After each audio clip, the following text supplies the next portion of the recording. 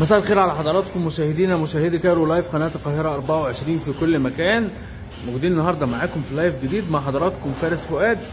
قضية جديدة وقصة جديدة وأغرب من الخيال على طريقة فيلم غريب في بيتي. اتنين تشكيل عصابي بيأجر الشقق ما بينهم وبين بعض ويحصلوا على أحكام بالطرد، ومن ثم طبعا تنفيذ الأحكام بيجي بيطرد السكان الحقيقيين بناء على حكم المحكمة على طريقة الفيلم الشهير اللي كلنا تابعناه مع حضراتكم. ايه القصة وايه التفاصيل هيحكيها لنا صاحب المشكلة، يعني اللي طبعا صدر ضده حكم بالطرد من شقته رغم انه معاه يعني شقته موثقة باسمه في الشهر العقاري. مرحب بيك على القاهرة 24. قول لنا، عرفنا بنفسك وقول لنا تفاصيل المشكلة بالظبط. علي صوتك بس لو سمحت. متشكرين جدا الموقع بتاعك يا استاذنا، واسمي محمد السيد. وتوضيح بس للمقدمه بتاعت حضرتك، انا ما صدرش ضدي احكام. انت ما صدرش ضدك احكام؟ ما صدرش ضدي اي احكام ولا اعرف الاحكام ديت غير بتوع تنفيذ الاحكام على باب الشقه. انا راجل يعني الموضوع، انا راجل مشتري شقه سنه 2021 وجريت في اجراءات اشهارها في الشهر العقاري واشهرتها في الشهر العقاري زيها زي اي مبنى حكومي في الدوله مشهور بالشهر العقاري باسم الدوله او باسم مش اشهرتها في الشهر العقاري. ورحت وثقتها باسمك في الشهر العقاري. الشقه بتاعتك؟ الشقه بتاعتي وقاعد فيها انا. في منطقه ايه؟ منطقه جسر السويس تبع اسم السلام اول.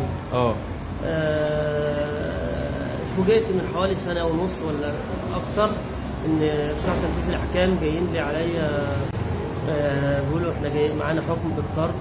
طرد مين يا جماعه؟ على مين؟ قالوا في واحده اسمها جيهان عامله حكم طرد على واحد اسمه محمد، ان هم مأجروا له الشقه ب 100 جنيه في الشهر وهو ما بيدفعش الاجره، فبيضطر واخد عليه حكم الطرد لعدم دفع الاجره. مفيش حد هنا بالاسم دوت، وانا صاحب الشقه محمد السيد وادي زوجتي وادي اولادي، مفيش حد هنا وادي العقد بتاعي. فما اتفاجئوا الناس، اتفاجئوا يعني. المهم الناس ارجعوا التنفيذ ورحت المحكمه اشوف ايه الاحكام دي ولا ايه دي يا جماعه. المهم لقيت واحده اسمها جيهان رفع على واحد اسمه محمد بعقد من اللي هو المكتبه ب 3 جنيه دوت فيما بينهم يعني، واخد عليه حكم بالطرد عدم دفع الاجره. طيب انت تعرف جيهان ولا محمد دول اللي هم انت بتقول عليهم؟ ولا اعرفهم ولا حتى عمري شفتهم ولا ساكنين معايا في العماره ولا حتى في الشارع ولا حتى في المنطقه يعني. انا قبل ما اشتري الشقه انا ساكن اصلا في المنطقه يعني قبل ما اشتري الشقه دي. فالمهم رحت اجيب الورق وجبت البطاقه بتاعتهم، لقيت ان جيهان دي تبقى زوجة محمد اللي هي عامله عليه الحكم بالطرد دوت. يعني هو قائم يعني هو مش تمكين، حكم بالطرد لعدم دفع الاجره.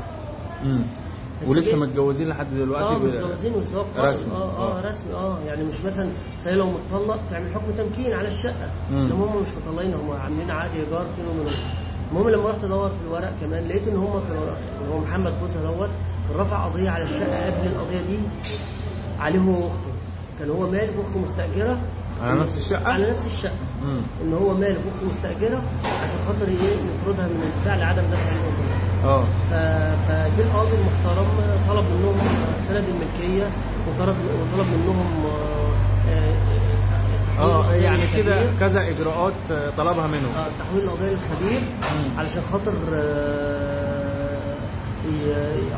يعني التوقيع. الخبير ينزل علشان خاطر عشان خاطر الخبير ينزل يعرف مين اللي ساكن فعلا في الشقه دي. طبعا هم ما دفعوش امانه الخبير ولا قدموا سند ملكيه، فالقضيه خدت رفض وسقوط. المهم اول ما خدت رفض وسقوط نفس المحامي بنفس الاجراءات بس غير، بدل ما كان الراجل واخته بقى الراجل ومراته.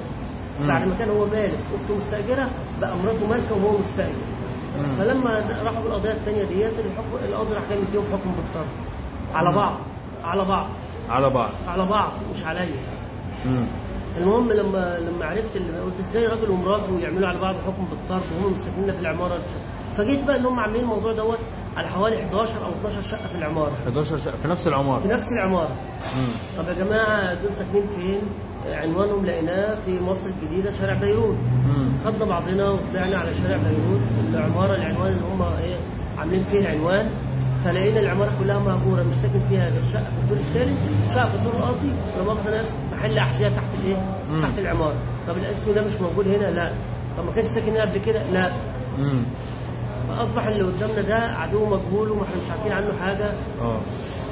واحنا دلوقتي طب هم دلوقتي انتوا في نفس العماره 11 شقه عاملين عليهم نفس الموضوع، ان هم يحصلوا على حكم بالطرد من ما بين بعض، وبعدين يطردوا واحد ثالث اللي هو صاحب الشقه الاصلي.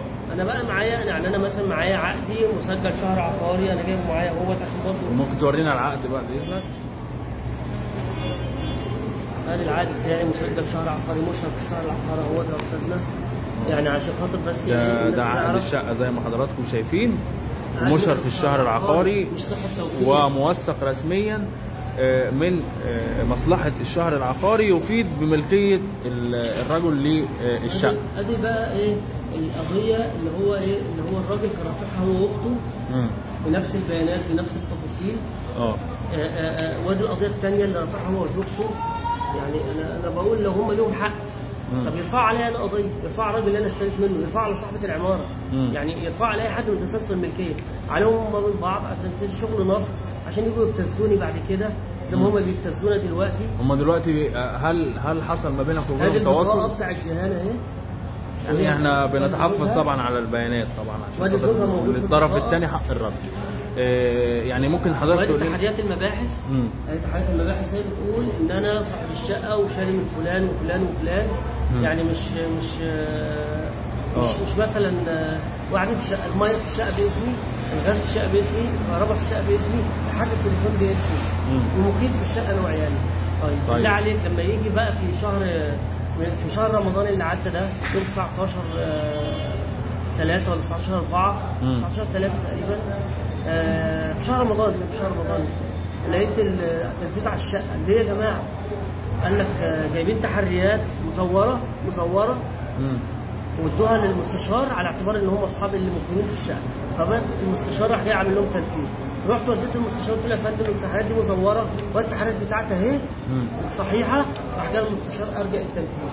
طيب ارجع التنفيذ، طب انا دلوقتي مهدد في اي لحظه، انا زوجتي تخاف تنزل تجيب اي شويه فطار من تحت، لا تيجي تلاقي الشقه مكسوره على العيال، اولادي بيروحوا المدارس وبيروحوا الجامعه خايفين اي حد يقابلهم في الطريق يعمل اي حاجه.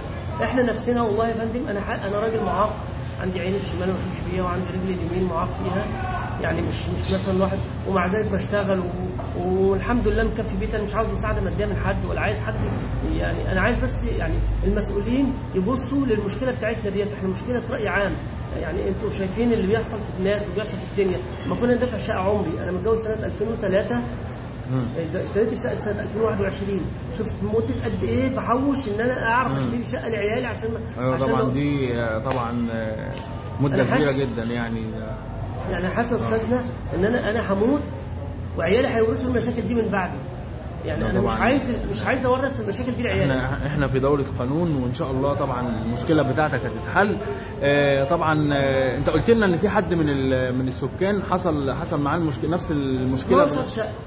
12 شقه من نفس الاشخاص. بنفس الاشخاص، واحد مره هي وزوجته، هو وزوجته، ومره هو واخوه، ومره هو واخته، ومره هي واختها. يعني 12 شقه، ده تشكيل عصابي. نفس الاشخاص يعني اقول الاشخاص والتفاصيل. مثلا عقد الايجار اللي عندي معمول مثلا من سنه 1/1/2008، هتلاقي ده 1/1/2008 عند ايجار الثاني، 1/1/2007 عند ايجار الثالث، نفس البنات. اقول لحضرتك على حاجه، نفس المحامي اللي عامل القضيه الاولى اهو اسمه اهو هيبقى عريض اهي، هو نفس المحامي اللي عامل القضيه الثانيه، نفس المحامي. ايوه هو نفس المحامي اللي عامل على جيران التانيين. انا بناشد بس يعني من خلال منبركم كده، يعني انا راجل مثلا لعيب كوره عشان الناس، انا راجل غلبان اغلب من الغلب، عايز اعيش في امان وسلام، وده الحق اللي كفله لنا الدستور والقانون زي ما الدوله بتقول. اكيد طبعا احنا في دوله قانون، طبعا احنا في دوله قانون. ربنا يبارك فيه قال يا جماعه المعاق ده خلي بالكم منه، يا جماعه المعاق ده زي ابنكم، يا جماعه حتى غير اسم المعاق وقال دول اسمهم ذوي الهمم، مش حاجه اسمها ذوي الهمم. نيجي احنا ناكل الناس طب انت قلت لنا ان في واحد من السكان حصل له ذبحه صدريه بسبب تنفيذ في عندنا حد راجل كبير محترم، لو ممكن اقول اسمه او جم في يوم وهم قالوا له عندك تنفيذ. الراجل والله العظيم جات له ذبحه صدريه، جات له جلطه ودخل المستشفى. جات له جلطه لما سمع الخبر. جات له جلطه، ما هو راجل قاعد في شقته وراجل عنده 70 سنه ومأجر قانون قديم، جات له جلطه. وايه وعاملين عليه قضيه، مش مثلا ان هو راجل مستاجر ولا ان هو برضه قضيه على بعض، برضه هو راجل مستاجر قانون قديم مش تمليك، ان هم رافعين قضيه على بعض برضه، ان هم بس بقى هو واخوه عبد الحميد. دي هو واخوه عبد الحميد رافعين قضيه على بعض ان هو برضه مأجرين الشقه لبعض واخدين احكام وجايين الناس تنفذ. راح جاي الراجل وقع من طوله، هو نقلوه على الاسعاف. راح جاي الراجل بتاع التنفيذ خد بعضه ومشي. يعني اللي هو يعني ايه اللي احنا ايه اللي بيحصل ده؟ فطبعا احنا دلوقتي يعني انا عاوز افهم، يعني انا دلوقتي لو انت ليك حق عندي ولا انت ليك حق عندي، ارفع عليا انا القضيه، ارفع على الراجل اللي انا اشتريت منه، ارفع على صاحبه العماره. لما رحت يا استاذ عشان خاطر ادور على خطايا الناس ديت، لقيت الناس ديت الست عليها حكم تسول، الست عليها حكم تزوير 2 غيابي، الحاجات دي كلها غيابي. الراجل ده عليه حكم 6 شهور غيابي. فدلوقتي وبيروحوا المحكمه ويجوا المحكمه ويروحوا القسم ويجوا القسم.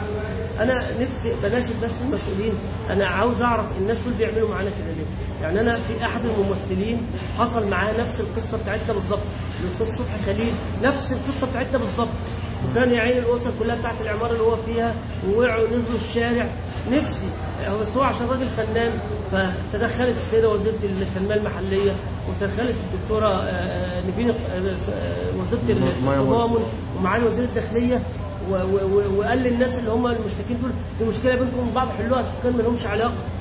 هو احنا نفسنا نتعامل نفس المعامله، انا عايز اقعد في بيتي. ايوه طبعا احنا في دوله قانون طبعا، ما فيش فرق ما بينك وما بين اي حد، احنا في دوله قانون. طبعا ده اللي انا بامله يعني وان شاء الله باذن الله حق حضرتك هيرجع. يعني انا حاجه، يعني انا عاوز بس السيد معالي وزير الداخليه يدي تعليمات مثلا او مكتبه يدي تعليمات. انا عامل شكوى والله العظيم 3 محضرين في الاسم في اسم السلام، وعامل محضر وعامل شكوى في مكتب معالي النائب العام، وكل واحده معاها ارقام. نفس المناشده بقى للسيد معالي وزير الداخليه انه يشوف الناس دول مين، لانه كده دول الناس بيعملوا ينطبق عليهم استيلاء على مال الغير واساءه استخدام حق التقاضي وتقدير وامن السلم العام. السيد معالي النائب العام يحقق في الشكوى اللي انا كاتبها عنده او الناس مكتبه. السيد وزير العدل يشوف القضايا اللي هم بياخدوها ديت بعقود ب3 جنيه من المكتبه، يروحوا يحكموا في حكم بالطرد ويجوا يطردوا حد ثالث. طب ده بالله عليك يرضي ربنا ولا يرضي حد؟ باذن الله. نفسنا بس ان الناس المسؤولين يسمعونا ويشوفوا ورقنا، لو احنا مالناش حق خلاص قدر الله ما شاء فعل، انما طالما لنا حق احنا بنقبل بس ان المسؤولين يدونا حقنا لا اكثر ولا اقل. تمام احنا بنشكر حضرتك يعني، ودي كانت كل التفاصيل. شكرا لكم وشكرا لمتابعتكم متابعي القاهره 24.